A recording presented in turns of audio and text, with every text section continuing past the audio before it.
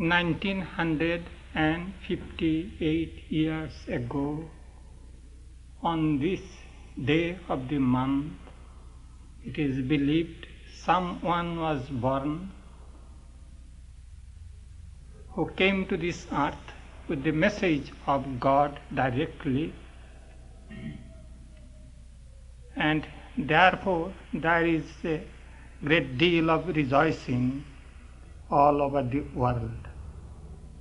Think of the power, concentrated power of that individual who was born and who lived so long ago.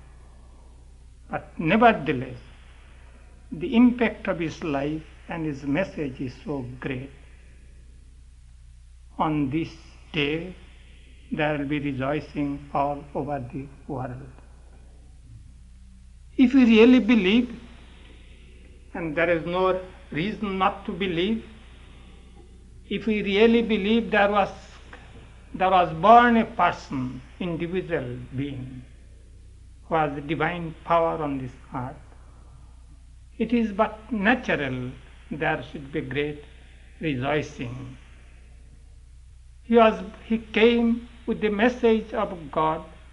He came to this world to teach the humanity, teach mankind the ideal about which people forgot, the spiritual ideal. Even if they had not forgotten, they thought that ideal was impossible to be realized in practical life. There lies the trouble in our spiritual struggle. We cannot altogether believe that the ideal which the prophets or the saints taught and lived are practical in our daily life. So from time to time there comes a great spiritual giant. He shows to us what the ideal is, not only what the ideal is, but how that ideal can be practically realized in life. There is a great deal of rejoicing, this rejoicing of different type, but it does not matter of what type that rejoicing is. Nevertheless, it is around the great spiritual giant. But the greatest thing we can do on such a day is to remember the significance of his life and teachings. That is what is this celebration of these birthdays is meant for. It has been a tradition with the monks of our order to celebrate Christmas Eve. It has this tradition because Ramakrishna had realized Jesus Christ in his own life. He had the vision of Christ. He had the vision of Christ, and he directly realized that he was living. His power was active. And our monasteries, or rather the disciples of Ramakrishna, took the real vow of monasticism on one Christmas Eve. They did not do it deliberately. There was no previous plan. One evening in the month of December, some young disciples of Ramakrishna sat around a fire under the open sky. It was wintry night, therefore they sat around the fire as Orthodox monks do. And Swami Vivekananda, the leader of the group, was talking spontaneously about Jesus Christ, his spiritual fire, his renunciation, and his great message, and so on. And as he was talking, the religious feeling went to such high heat. These young disciples at that time took the vow that they would dedicate their lives to spiritual pursuits and to the spreading of that message. From that on, in our order, we celebrate the Christmas Eve. We celebrate the birthday of another great spiritual giant, Sri Krishna, who taught the Bhagavad Gita in the battlefield. His birthday is celebrated by people by fasting throughout the day, and at night there is special worship, and they read the book which describes the birth of Sri Krishna and his message. When we celebrate Christmas Eve, we do something like that. There is special worship and meditation, and we read from the Bible. We read the chapter, rather the portion, describing the birth of Jesus Christ and also his teachings, as we find in the Sermon on the Mount. So I shall read today from the Sermon of the Mount. That is the most important thing. Just to know what his life signified and what his teachings were. And when you read the teachings of the great spiritual giant, we must remember these are not the teachings, these are not some instructions meant for other people. What they said were the outcome of their own experiences in life. Each of the message, each of the instruction he gave was not something theoretical from books or ancient scriptures. These teachings were the outcome of his own experiences. He taught what he knew and what he found to be true, what he knew and what he found to be practical. From that standpoint is the value of these teachings. As we read them from day to day, we feel it is just reading another book, another religious book. This is not a religious book containing the living embodiment of the experiences of a person, of a great soul who lived on this earth, who worked on this earth.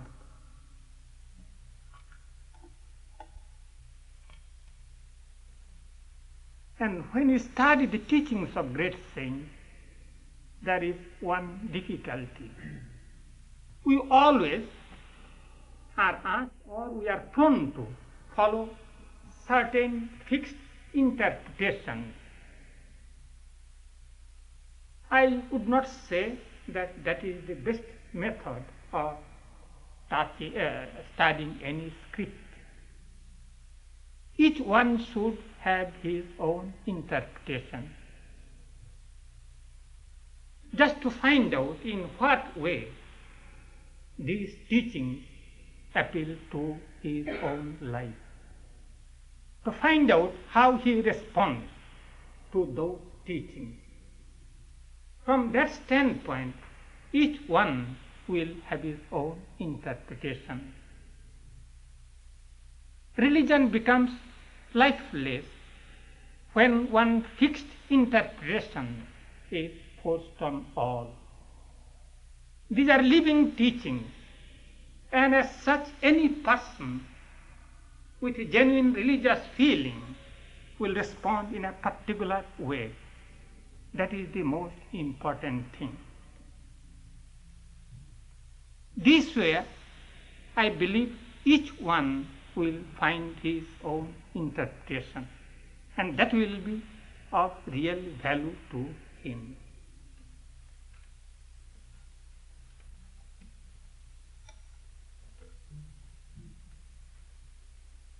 And seeing the multitude, Jesus went up into a mountain, and when he was set, his disciples came unto him.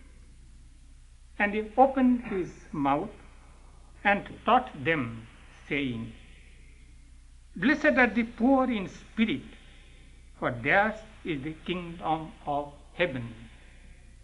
Poor in spirit, it might mean dejection, dejected, sad.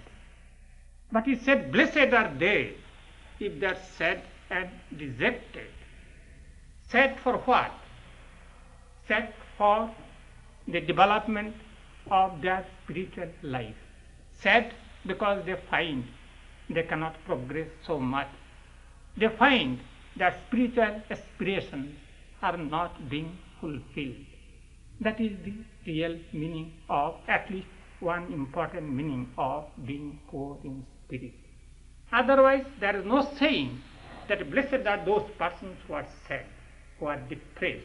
But blessed are they who are depressed in the name of God. Those who are sad because they are not progressing sufficiently in their spiritual life. It is only they who are really blessed.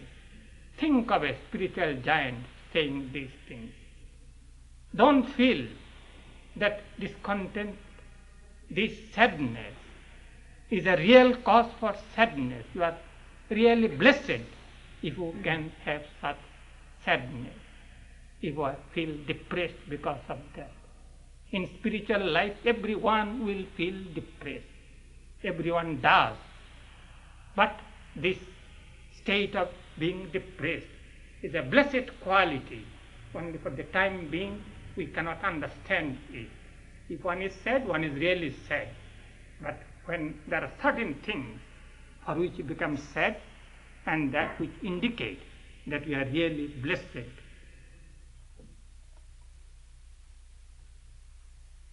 Blessed are they that they mourn, for they shall be comforted.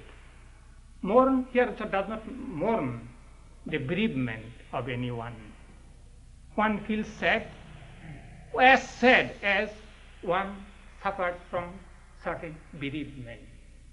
First it was simply state of dejection. Then he speaks of higher and higher intensity of spiritual longing. So the next thing he says, blessed are they that mourn. They feel so sad as one feels if one has some bereavement. Truly such a person is blessed, because for him blessed things are coming.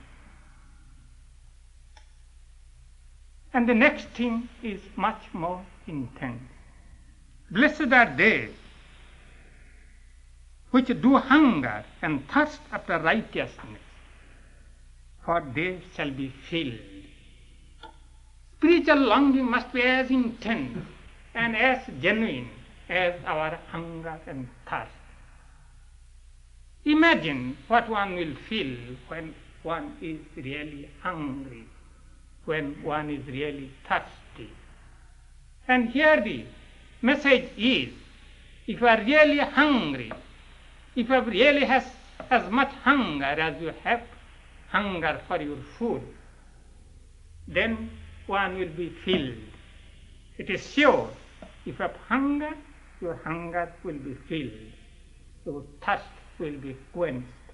Your spiritual thirst will be appeased. It's definitely, he says, it will be filled. Your hunger will be appeased. And therefore, when you feel spiritually hungry, know that you are blessed. One great saint said, if you feel really longing for God, your longing will be fulfilled. Coming to some more concrete examples, one great saint said to young men who came from colleges, if you have as much longing for the realization of God as you have for passing the examination, you are sure to realize God. Coming to much more concrete example. But then the test arises, then the test is what has been the intensity of our hunger. Whether our hunger was real. But if that hunger be real, here the testimony is from one who passed through that hunger, state of hunger, and who knew how hunger is filled, and he said positively and directly that hunger will be filled.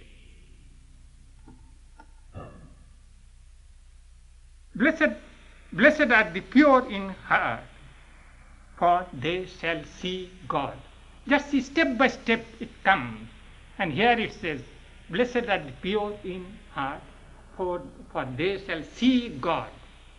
It is no use simply talking of God, no use simply imagining God that he is somewhere in heaven, high above the sky and the clouds. If there is God, one should be able to see him directly. So a man who was born with the message of God, who came with the message of God, he says, if you are pure in heart, you will see God. A definite word, one can see God as we perceive material things with our senses. Now the question arises, what is meant by pure in heart? It is strange, in Vedanta scriptures we find the same word. It is said that you must have self-purification first, purification of the heart, chitta shuddhi, that is the Sanskrit word, in order to realize God. In order to have spiritual experiences, you must have self-purification, purification of the heart. What does it mean by the heart being pure? What makes it impure, our heart, and how can it be made pure? It is said, when from your heart, when there come many desires, apart from the desire for realizing God, then there is the impurity in your heart. In the Upanishad we find, it says, one who has real love for God, his love for any other thing will vanish. He will give up his desires for wealth, he will give up his desires for name and fame, for everything else. But he will have only one desire. We cannot live unless we have one or another desire. There it means all desires will be drowned in your desire for the realization of God. That means the heart has become pure. There is no conflict in your heart.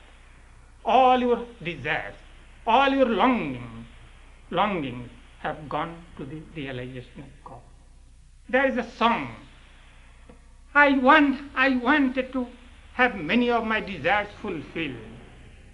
O Lord, how compassionate art thou.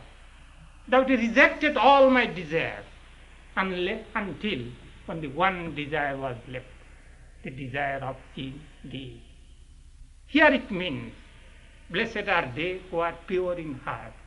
Pure in heart, all your thoughts have become one-pointed. You have only one desire left. Then one is sure to see God.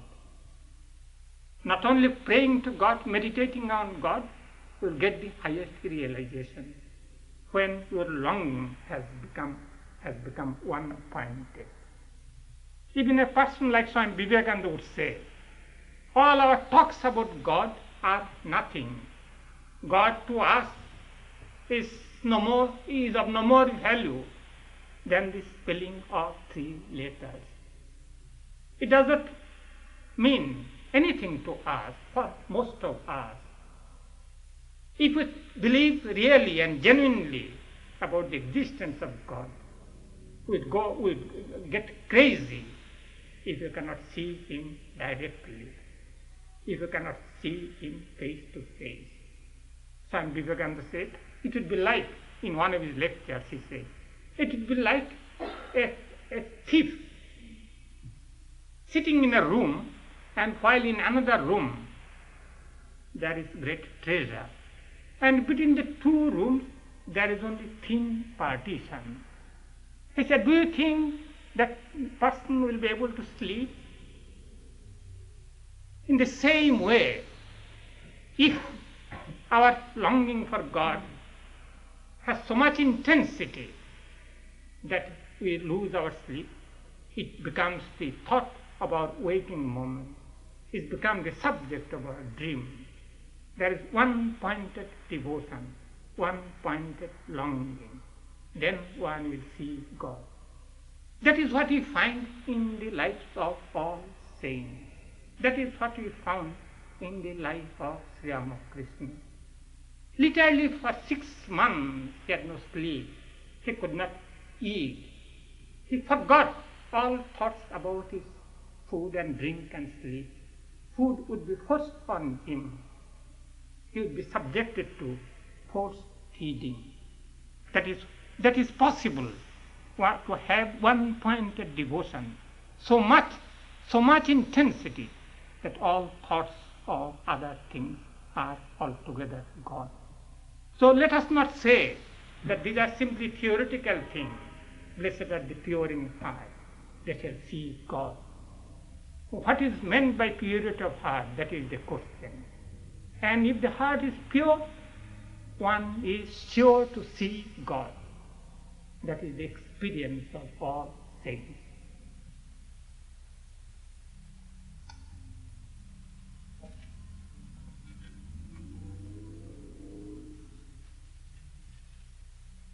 And then some practical directions. If thou bring thy gift to the altar, and there rememberest that thy brother hath aught against thee, leave there thy gift before the altar, and go thy way. First be reconciled to thy brother, and then come and offer thy gift. Why is it that our heart is not pure? We are disturbed by many things. One thing is in our adjustment with others, in our adjustment with the surroundings. So if I have any trouble with anyone, it will come as a great handicap, as a great obstacle to your spiritual progress.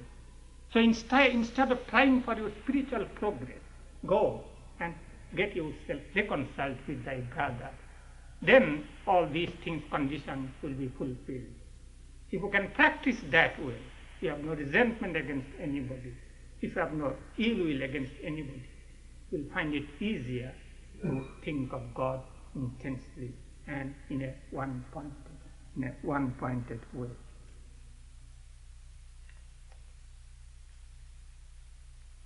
You have heard that it had been said, thou shalt love thy neighbor and hate thine enemy. The worldly people will say that is the practical wisdom of the world. Love thy neighbor and hate thine enemy. But the mathematics of spiritual life is altogether different. The law is altogether different. Calculation is altogether different. So he says, but I say unto you, love your enemies. Bless them that curse you. Do good to them that hate you, and pray for them which despitefully use you and persecute you. Even those persons who persecute you, try to pray for them. Yes, worldly person will say, a man of practical wisdom will say, that does not pay, that is not possible. Yes, so long as we say that it is not possible, we have not entered into the threshold of spiritual life. We have to do this wrong thinking, not wrong thinking, follow different mathematics.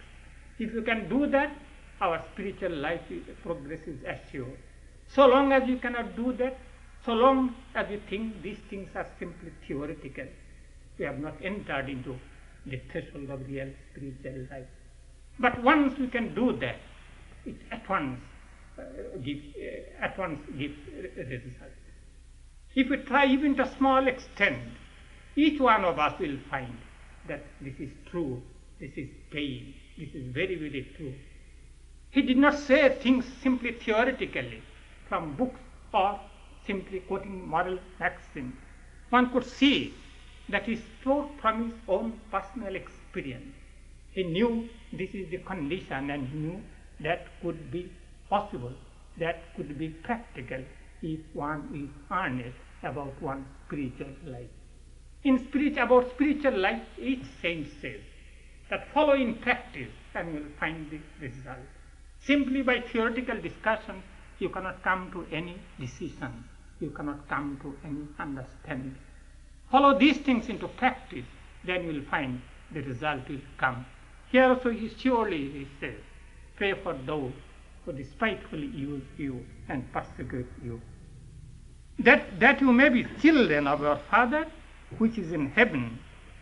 For he maketh his sun to rise on the evil and on the good, and sendeth rain on the just and on the unjust. We were not here if we want spiritual life to follow the methods of worldly wise persons. You want to build up your life on a particular pattern. In religion you say you are the children of God. Then you are to follow his method, not the method of the wise men of the world, however wise they may be from practical standpoint. That is the ideal. We should get example from the way he acts in relation to his creation. As he does not make any distinction between good and evil, his blessings are on all. In the same way, we should try to have the same feeling for one and all. It is hard to practice in life, I do not doubt, even for a moment. But let us at least know these things are possible. Let us at least remember these ideals are to be realized in life. So let us try earnestly, sincerely, however much we may fail. One will fail surely, but it is not the question of failure. It is the question of there are persons who succeeded. If one succeeded in doing this, that is enough for the rest of humanity. For if you love them which love you, what reward have ye? Do not even the publicans the same? It is all bargaining. And if you sell it with brethren only, what do ye more than others? Do not even the publicans so? Be therefore perfect, even as your Father which in heaven is perfect. God is the embodiment of perfection. Or in our spiritual life, we aspire after perfection, complete perfection. We must see what way we go. It is not the question of failure or success. It is the question of attempting what the goal is. In spite of failures, we must know what our goal is. So, if our ideal is to realize God, that means to reach the perfection, we must, in spite of all failures, not forget what the ideal is. The ideal is to be as perfect in this world as God is perfect.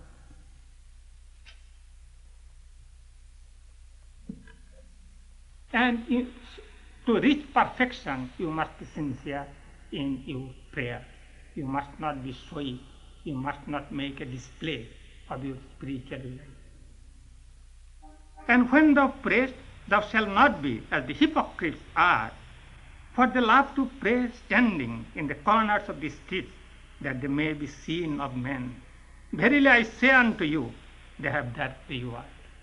They make a show of their spiritual life. They sit in a place from where people, a large number of persons could see them. People make a display of their spiritual life, spiritual progress. They talk glibly of their spiritual realization. They want to have some name that they are spiritual-minded persons. Verily, they have their reward. What did they want? They want some name for spiritual life, as being a spiritual person. They will have that name fully. Verily they will have that reward, people will say. But they will not get the real thing. Those who want the real thing would be honest about spiritual life and should guard it very assiduously, their spiritual life, from exposure to the public. But thou, when thou pray, enter into thy closet, and when thou hast shut thy door, pray to thy Father which is in secret, and thy Father which seeth in secret shall reward thee openly. Real religious life is a matter of being alone with that great aloneness. That is the real religious life. Yes, there is congregational worship, but it is only one aspect of religious life. Real religious life is a personal matter. It is a matter between you and the Maker. So you have to be alone with that great aloneness, and very assiduously one should guard one's spiritual life from too much exposure to the public. Ordinary people, many persons, not knowing the value and the need for such things, rather will show that they are so religious. We read in our college days, in Spectator, there was Rosa de Coverley. He would go to a church, and after all have said Amen, he would alone afterwards, he would say Amen. Everybody knew that he is so much religious minded.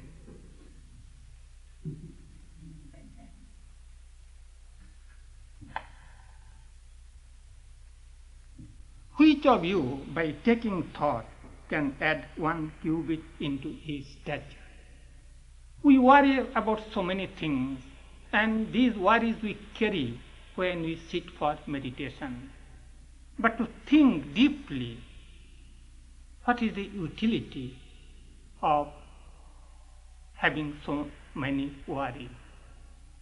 What benefit do you get thereby? Which of you, so he says, which of you by taking thought, means worrying about, can add 1 cubit unto his stature? But on the contrary says, behold the fowls of the air, for they sow not, neither do they reap, nor gather into barns. Yet your heavenly Father feedeth them. Are ye not much better than they?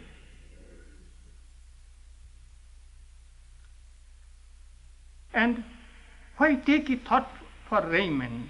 Consider the lilies of the field, how they grow. They toil not, neither do they spin. And yet I say unto you, that even Solomon in all his glory was not arrayed like one of these.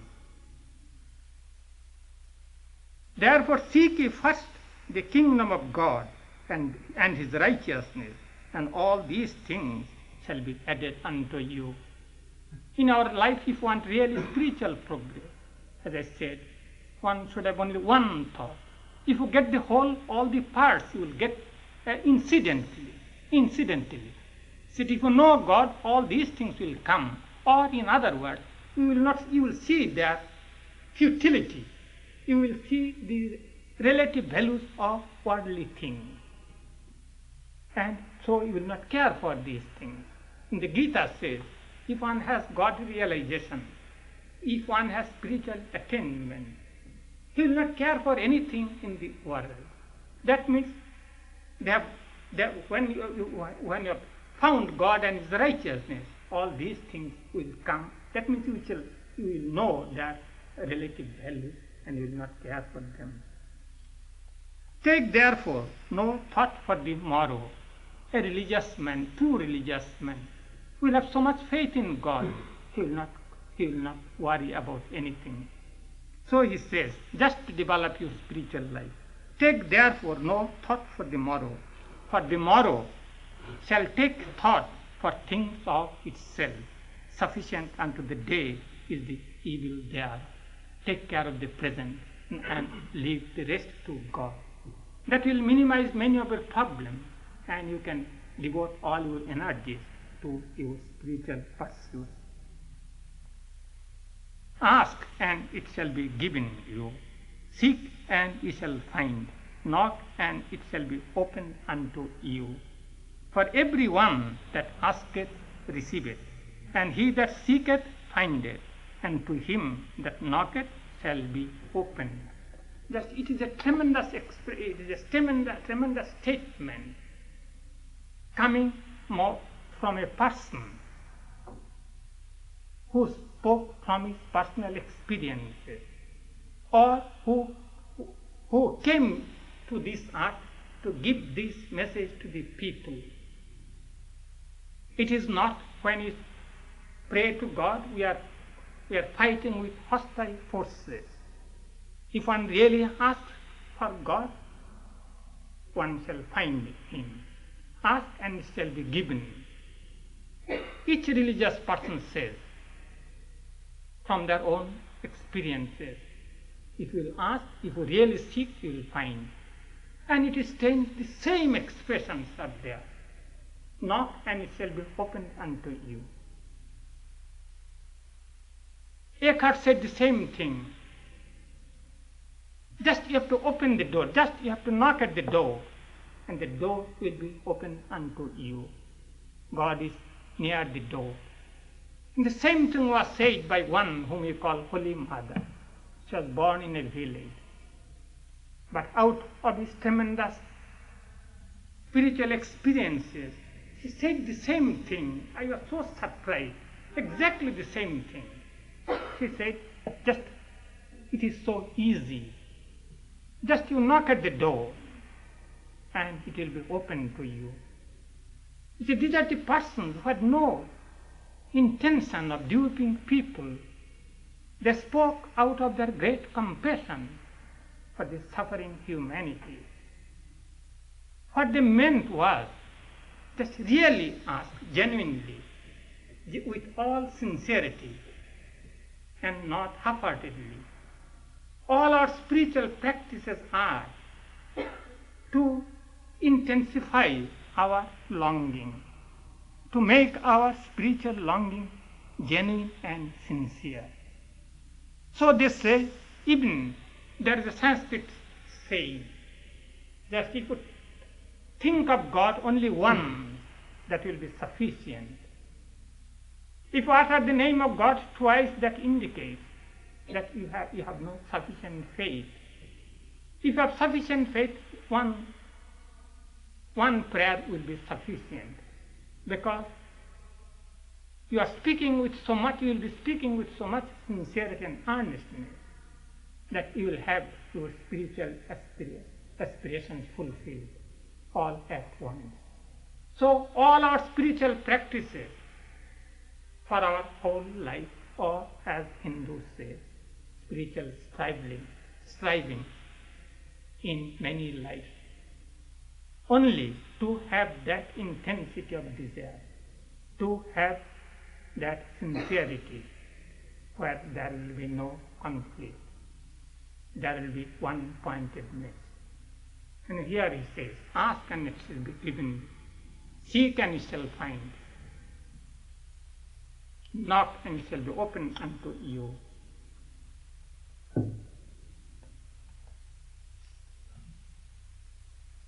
But not everyone that said unto me, Lord, Lord, shall enter into the kingdom of heaven, but he that doeth the will of my Father which is in heaven.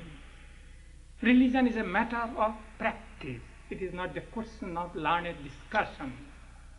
Those who do the will of the Lord, that means those who follow the spiritual practice, those who do the spiritual practices. Religion is not a matter of discussion. It is a matter of practice. It is not a matter of book learning. It starts with the practical application of the spiritual maxim. If one does not practice these things, one will not get the result. So, however much one might be saying prayers in words and not from the heart, those prayers will have no value You cannot dupe God. You cannot dupe yourself. For the time being, we want to dupe ourselves. We want to deceive ourselves, but we cannot. When the reckoning day will come, then we shall know what is our real state. It is those who practice will get benefit, not those who simply talk or pray superficially.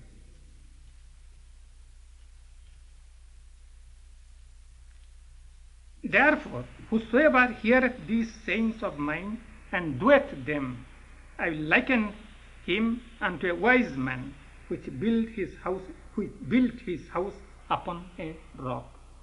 And the rain descended, and the floods came, and the winds blew, and beat upon that house, and it fell not, for it was founded upon a rock. And everyone that heareth these sayings of mine and doeth them not shall be likened unto a foolish man which built his house upon the sand. And the rain descended, and the floods came, and the wind blew, and beat upon that house, and it fell, and great was the fall of it. And it came to pass, when Jesus had ended these sayings, the people were astonished at his doctrine. For he taught them as one having authority, and not as the scribes. There lies the difference. Those persons who come with a message, when the other people find it hard to resist them. They have the authority. They have been born with the authority. Ramakrishna used to say the same thing in a different way. He said there was a tank in his village, and people would come and just spoil the water of the tank. But if one would object, they would not listen at all. So there came a policeman. A policeman stood there with his authority, with his badge of authority, and everyone was silent. Nobody would come near the point. In the same way, Ramakrishna would say that there come persons who come with the badge of authority on spiritual things, and when they speak, people listen to him. People cannot resist him, and their influence spreads over centuries and centuries. So they could find, of course, the persons must be receptive. Persons must be fit to understand them. Those who are fit to understand them will find that these are the persons who speak with authority. And here it is put in such a beautiful way, and people flocked around it in thousands and hundreds. Not only in his time, and for centuries people are doing this. These are some of the teachings of Jesus Christ. And on the birthday of Jesus Christ, most important thing is just try to remember, and let not make this only the birthday of a prophet. Each day we are to try, if we want to build our spiritual life, to follow these things into practice. Then we shall find the greatest benefit.